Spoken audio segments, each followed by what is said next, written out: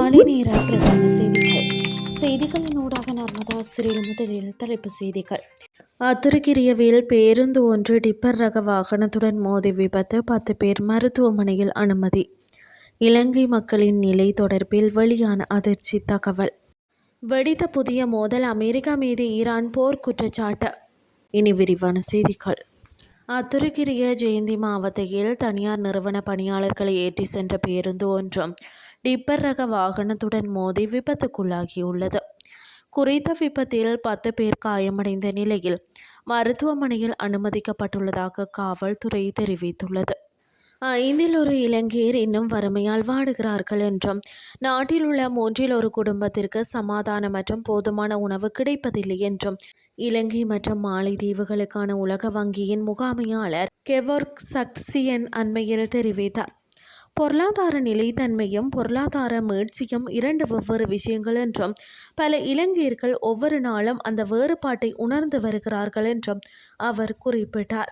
ஊதியங்கள் மீண்டு வந்தாலும் பலரின் சம்பளம் இன்னும் நெருக்கடிக்கு முந்தைய நிலைக்கு திரும்பவில்லை என்று உலக வங்கியின் முகாமையாளர் கூறினார். வேலைவாய்ப்பு சந்தை இன்னும் இயல்பு நிலைக்கு திரும்பவில்லை என்றும், குறிப்பாக பெண்கள் பெரும் சிரமத்தை உணர்கிறார்கள் என்றும் அவர் சுட்டிக்காட்டினார். இலங்கை நெருக்கடியின் ஆழத்திலிருந்து மீண்டுவிட்டது, ஆனால் நாட்டின் பொருளாதாரத்தை மீட்டெடுப்பதற்கான பயணம் இன்னும் முடியவில்லை என்றும் அவர் கூறினார். டித்வா புயலும் மத்திய கிழக்கு நெருக்கடியும் இலங்கையின் பொருளாதாரத்தை மீட்டெடுக்கும் பயணத்தை கடினமாக்கியுள்ளன என்றும் அவர் தெரிவித்தார். அதனால் தான் பொருளாதாரத்தை மீட்டெடுக்கும் பயணத்தின் அடுத்த கட்டம் இன்னும் முக்கியத்துவம் வாய்ந்தது என்றும் அவர் குறிப்பிட்டார். நாட்டில் அடையப்பட்ட பொருளாதார முன்னேற்றம் மக்களின் அன்றாட வாழ்வில் உணரப்படுவதை உறுதி செய்து கொண்டு இலங்கை தனது சீர்திருத்த செயல் திட்டத்தை தொடர்ந்து செயல்படுத்த வேண்டும் என்றும் அவர் கூறினார். இதற்காக தனியார் துறையால் முன்னுரிமை அளிக்கப்பட்டு வரும் வேலைவாய்ப்பு உருவாக்கம் துரிதப்பட வேண்டும் என்றும் அவர் மேலும் தெரிவித்தார். இனி வெளிநாட்டு செய்திகள். ஈரான் போர்க்குற்றங்களில் ஈடுபட்டுள்ளதாக அந்நாட்டின் வெளியுறவு அமைச்சகம் குற்றம் சாட்டியுள்ளது. ஈரான் மீது நடத்தப்பட்ட தாக்குதல்களில் பொதுமக்களின் உள்கட்டமைப்புகளை இலக்கு வைத்ததாக சுட்டிக்காட்டி இவ்விடயம் தெரிவிக்கப்பட்டுள்ளது. அதே நேரத்தில் பாரசீக வளைகுடாவில் உள்ள அண்டை அரபு நாடுகள் மீதும் தான் நடத்திய தாக்குதல்கள் தற்காப்பு நடவடிக்கைகள் என்றும் அது நியாயப்படுத்தியுள்ளது. இது குறித்து வெளியிடப்பட்டுள்ள அறிக்கையில் ஈரானிய அமைச்சகம் அமெரிக்கா மீது குறிப்பாக பொதுமக்களின் வசதிகள் மற்றும் உள்கட்டமைப்புகளை இலக்கு வைத்ததன் மூலம் பல போர்க்குற்றங்களை புரிந்துள்ளதாக குற்றம் சாட்டியுள்ளது.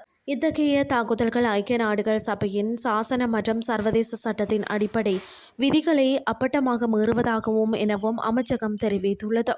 அண்டை நாடுகள் மீதான ஈரானின் தாக்குதல்களை நியாயப்படுத்திய அந்த அறிக்கை அவை தற்காப்புக்கானவை என்றும், சர்வதேச சட்டம் மற்றும் ஐக்கிய நாடுகள் சபையின் சாசனத்தின் 51வது பிரிவின் கீழ் ஈரானின் இயல்பான மற்றும் சட்டபூர்வமான தற்காப்பு உரிமைக்கு இணங்க அமைந்தவை என்றும் விவரித்துள்ளது.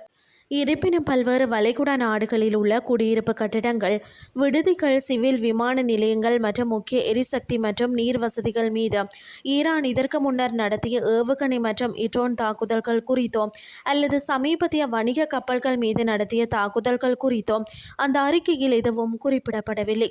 குறிப்பாக ஜூன் 3 அன்று குவைத் சர்வதேச விமான நிலையத்தின் பயணிகள் முனையத்தை கடுமையாக சேதப்படுத்தி ஒருவரை கொன்று 60க்கும் மேற்பட்டோரை காயப்படுத்திய தாக்குதல் மற்றும் கடந்த மாத இறுதியில் பக்ரைனின் குடியிருப்பு கட்டிடம் ஒன்றுக்கு பெரும் சேதத்தை ஏற்படுத்தியதாக அந்நாட்டு உள்நாட்டு அமைச்சகம் தெரிவித்த தாக்குதல் ஆகியவை குறித்தும் அதில் எதுவும் தெரிவிக்கப்படவில்லை.